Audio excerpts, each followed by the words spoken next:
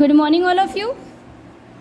Last period we will see about the laws of conservation, laws of constant proportion, and laws of chemical combination. Okay. Now, today we will start our new lesson, that is the atom. New lesson, the new topic, atom. Okay. So we will see here the size of atom, mass, and valency. But first of all, you tell me what is meant by the atom. What is the atom? Atom means क्या है atom? What is the atom? बता सकते हो क्या? लिख के भेजना अभी. क्या है atom? Atom is the smallest particle of matter, smallest unit of matter. Okay. The next, ये जो एटम बहुत ही छोटा होता है, बहुत ही स्मॉलेस्ट होता है. तो ये जो स्मॉलेस्ट कहाँ है, तो इसका साइज कितना होता है ना? पता है क्या सभी को? नहीं. एक जो अगर चौक, ये मेरे हाथ में पेन है, ये पेन एटम से बना होता है. छोटे छोटे छोटे छोटे एटम से बना है. बहुत सारे multiples atom in their present. But which, अगर मुझे किसी ने पूछा कि कितना साइज का एटम यूज़ किया है आपके पेन में, तो I am not telling is perfectly accurately. So here we will see कि हाउ वी ऑब्जर्व या how we calculate the size of atom. And next the mass. Mass means हर एक atom का मास कितना, ये आपको पता होना चाहिए. बिकॉज लास्ट ईयर हम लोगों ने एटॉमिक मास, एटॉमिक नंबर, ये सब चीज़ें देखी है ना. This is the mass. And next one is the valency. Tell me what is mean by the valency. What is the definition of valency? क्या है वैलेंसी की डेफिनेशन? यस, वैलेंसी की डेफिनेशन क्या है?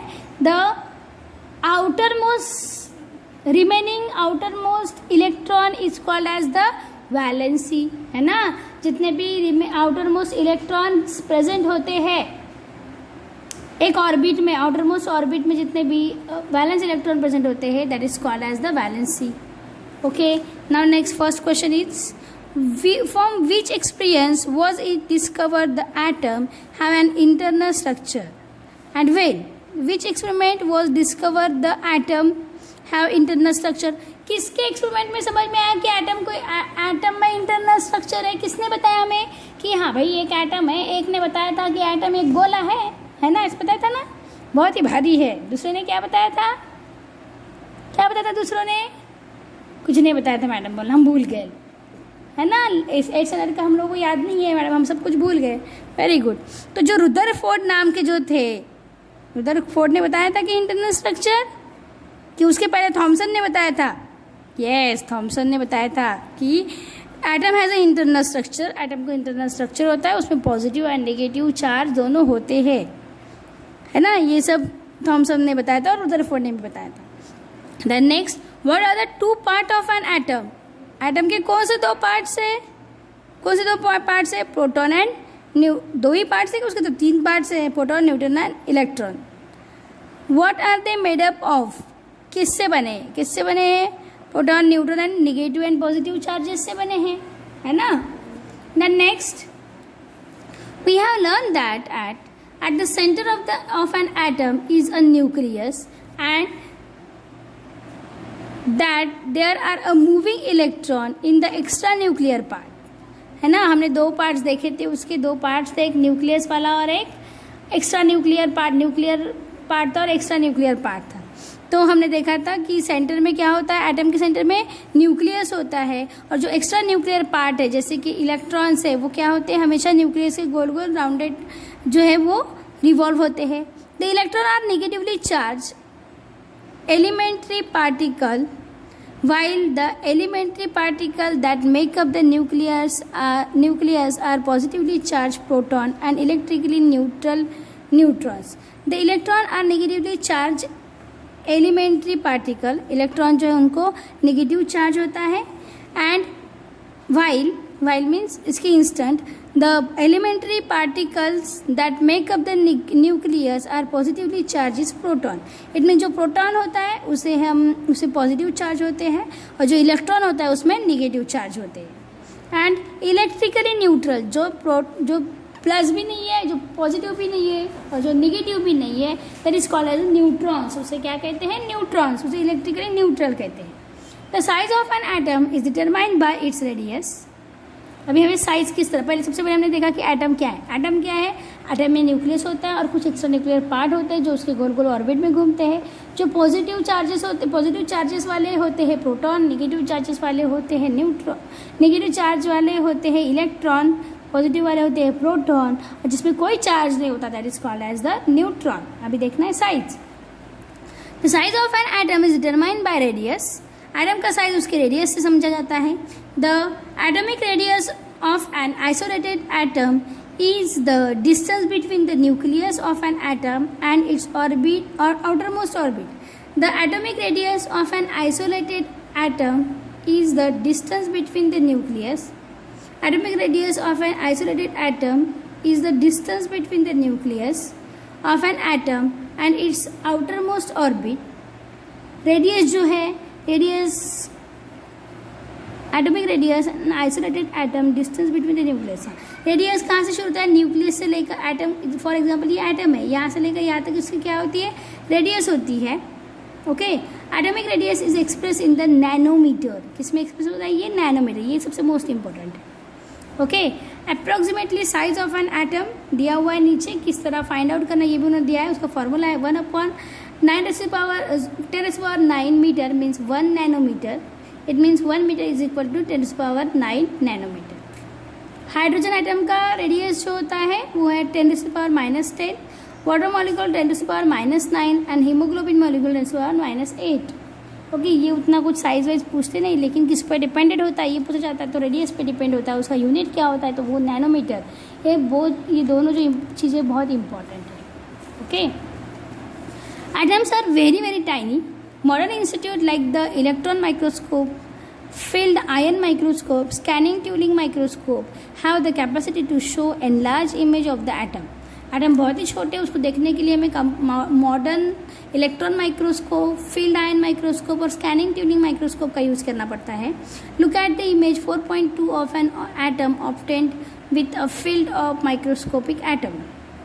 Okay, now here the atomic size depend on the number of electron orbit in the atom। ये बहुत important है। तो atomic size depend on the number of electron orbit in the atom। Atom में जितने number of electron है उतना उसका size होता है।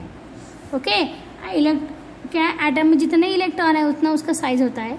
The greater the number of orbit the larger the size. जितने ज़्यादा और इलेक्ट्रॉन ऑर्बिट्स होते, सॉरी एटम में जितने ऑर्बिट्स होंगे, ऑर्बिट पता है ना कौन कौन से शेल्स, हम शेल्स कहते हैं उसको, KLMN, है ना। ये जो शेल्स थे, जितने ज़्यादा शेल्स या जितने ज़्यादा ऑर्बिट होंगे उसका उतना ज़्यादा साइज होगा। Okay, for example the atom K means potassium is biggest than an atom of sodium. K जो है पोटेशियम जो है वो सोडियम से बड़ा है। If the two atom have the same outer most orbit, अगर दो एटम के सेम आउटर मोस्ट ऑर्बिट है, then the atom having a larger number of electron in the outermost orbit is the smaller than one having fewer electron in the same orbit। जैसे कि कोई ऐसा atom है, कोई ऐसे दो एटम है कि जिनमें दो शेल्स है, K और L है। ओके, और दूसरा भी है K एंड L, लेकिन K शेल में यहाँ पे 2 ही इलेक्ट्रॉन है और यहाँ पे 4 इलेक्ट्रॉन है। तो जिसमें 4 इलेक्ट्रॉन होता है उसका साइज बड़ा होता है, जिसमें 2 इलेक्ट्रॉन होता है उसका साइज छोटा होता है। For example the magnesium is smaller than the sodium. Magnesium sodium से क्या है? छोटा है। Okay, understand that. Next is the mass of an atom. The mass of an atom, the mass of an atom is concentrated in its nucleus and it is due to the proton and neutron in it। अभी तो ये तो हमने last year में ही पढ़ा था कि पूरा एटम का मास जो है वो किस में कॉन्सेंट्रेट होता है? न्यूक्लियस में। और न्यूक्लियस में कौन रहता है? मैं और आप नहीं, प्रोटॉन और न्यूट्रॉन, ये दोनों लोग रहते हैं। The number of proton and neutron in the atomic nucleus, the number of sum of the proton and neutron the atomic nucleus is called as the atomic mass number. ये हमें पता है definition. The sum of the proton and neutron is called as the mass atomic mass number. Proton and neutron are together is called as a nucleons, जिसमें ये भी पता है आप लोगों को कि न्यूक्लियस के अंदर प्रोटॉन एंड न्यूट्रॉन दोनों एक साथ रहते हैं। इसके लिए आप लोगों को 8th स्टैंडर्ड की टेक्स्ट बुक पढ़ना बहुत ज़रूरी है। सबसे पहले an atom is a very very tiny, then how do we determine its mass. इतने छोटे होने के बाद हम उसका मास कैसे फाइंड आउट करेंगे? तो उसके लिए साइंटिस्ट ने बहुत ज़्यादा स्ट्रगल किया। स्ट्रगल करने के बाद उनको कुछ क्वेश्चंस आए। It was not possible for scientist of 19th century to measure the atomic mass accurately. 19th century तक एक्यूरेटली मास फाइंड आउट करना ये साइंटिस्ट को भी पॉसिबल नहीं हुआ था। Therefore the concept of the relative mass of an atom was put forth. फिर उन्होंने एक्यूरेटली नहीं बता सकती, इसलिए उन्होंने एक नई मेथड यूज़ की, that is the relative mass of an atom. Okay, ये उन्होंने उनके सामने सजेस्ट किया। A reference of atom was required for expressing the relative mass of an atom.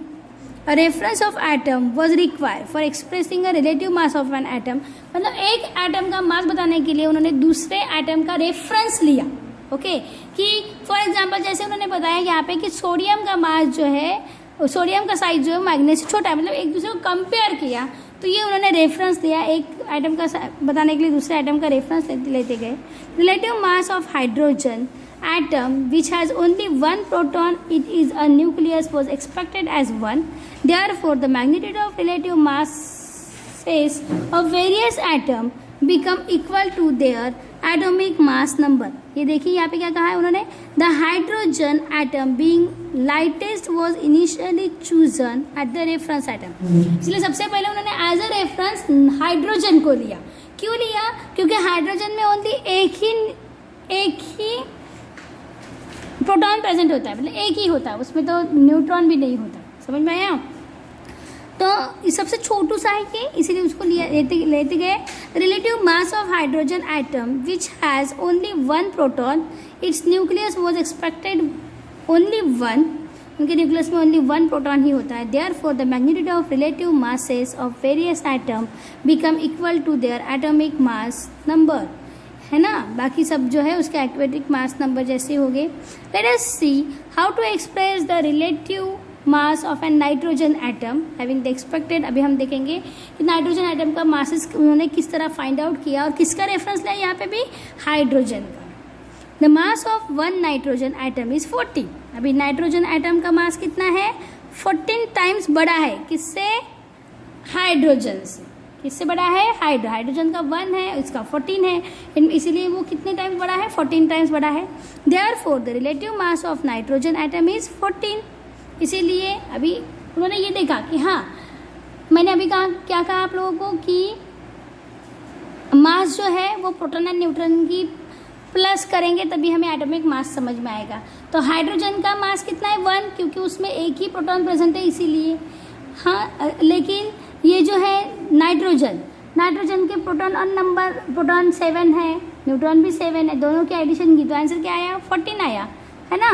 तो दोनों के एडिशन करने के बाद आंसर 14 आया। इसीलिए उन्होंने बताया कि उसको जब हाइड्रोजन के साथ कंपेयर किया, हाइड्रोजन के साथ कंपेयर करने के बाद हमें ये समझ में आया relative mass of nitrogen atom is 40। This is how the relative masses of various element where determine. इसी तरह उन्होंने ऐसा लगा कि हम बाकी के भी एलिमेंट के डिटरमाइन कर लेंगे। On this scale the relative masses, atomic masses of many element came out of fractional. लेकिन ऐसा करते हुए उन्हें ये समझ में आया कि कुछ ऐसे जो एलिमेंट्स है जिसके मासेस जो है वो फ्रैक्शंस में आ रहे थे। जैसे कि फॉर एग्जांपल क्लोरीन का अगर हमने लिया तो क्लोरीन का 17 है, तो 17 + 17 कितना होता है? 35 होता है ना। होता है क्या? 17 + 17 कितना होता है? 35 होता है क्या? 34 होता है। लेकिन इसको अगर उन्होंने एटॉमिक मास किया उसका, तो उसका आता है 35.5 ऐसा आता है। तो ऐसा क्यों आया? फ्रैक्शन में आते हैं। Therefore in course of time different atom were chosen as the reference atom. उन्होंने अलग अलग एटम के साथ हाइड्रोजन को कंपेयर करके देखा। So finally in 1961 the carbon atom was selected as a reference atom. Hydrogen का रेफरेंस लेते हुए अगर उन्होंने क्लोरीन का करते गए तो बहुत सारे एटम्स जो थे वो फ्रैक्शंस में आ रहे थे। इसीलिए उन्होंने फिर अलग अलग एटम्स को एज अ रेफरेंस लेते गए। एज अ रेफरेंस लेने के बाद 1961 को उन्हें ये समझ में आया कि carbon atom is a perfect for reference. Carbon atom ये रेफरेंस के लिए परफेक्ट ही इनको समझ में आया। In this scale the relative masses carbon atom was expected as 12। Carbon atom जो है उसका रिलेटिव मास कितना है 12. Relative masses of hydrogen atom as compare to the carbon atom, अगर हाइड्रोजन और कार्बन को दोनों को कंपेयर किया तो 12 into 1/12 that is the 1 means 12 1 जा 12 ही होता है. The mass of 1 proton and 1 neutron on the scale of relative masses is approximately 1. तो 1 ही आया जब हमने कार्बन और हाइड्रोजन का कंपेयर किया. तो जैसे कि इन्होंने ऐसा किया है कि 12 इंटू 1/12 12 गेट कैंसिल, क्या बचा 1. समझ में आया? यही है. इसी तरह ये एटॉमिक मास नंबर जो है थोड़ा सा कॉम्प्लिकेटेड आपको लग रहा है, लेकिन अच्छे से आराम से ध्यान से उसको सुनना, उसको पढ़ना, तभी आपको आसानी से समझ में आएगा. अंडरस्टैंड? ये चार्ट जो है इसके एटॉमिक मासेस आपको लिखना है.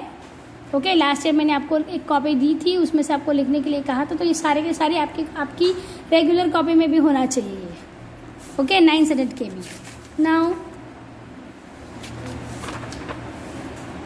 नेक्स्ट थोड़ा सा ही छोटू सा रह गया हमारा. Today we have highly accurated method for measuring the mass of atom directly. Hence, instead of relative mass, unified mass has now been expected as a unit of atomic masses. आजकल new method I है accurate मास major करने के लिए. Okay, तो ये जो है it's called as a Dalton ने फाइंड आउट की है. तो उसका सिंबल है U, मीन्स म्यू कहते हैं हमें, और उस म्यू की वैल्यू क्या है 1.660533904 इंटू 10⁻26. इसको ऐसा नहीं कहते हुए 1.66 इंटू 10⁻27 kg ऐसा कहना ज़रूरी है. समझा क्या? यस, इसी को एवोगाड्रो वैल्यू कहते हैं. क्या कहते हैं? एवोगाड्रो. तो ये हम नेक्स्ट पीरियड में पढ़ने वाले हैं यहाँ से. तो अब तक आज तक जितना हमने पढ़ा उतना आपकी टेक्स्ट बुक रीड करते जाओ क्योंकि बहुत ज़रूरी है. हमेशा हम बताते हैं तो उसको फॉलो किया करो. Okay, thank you, have a nice day.